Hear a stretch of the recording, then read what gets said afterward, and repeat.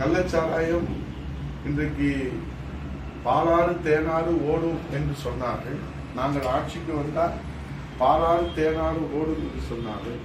இன்றைக்கு கள்ளச்சாராய ஆறுதான் ஓடுகிறதே தவிர பாலாறையும் காணும், தேனாரையும் காணும்.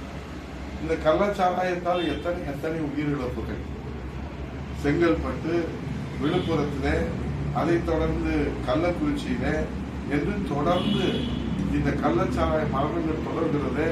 இதற்கு முதலமைச்சர் என்ன பதில் சொல்ல போகிறார்?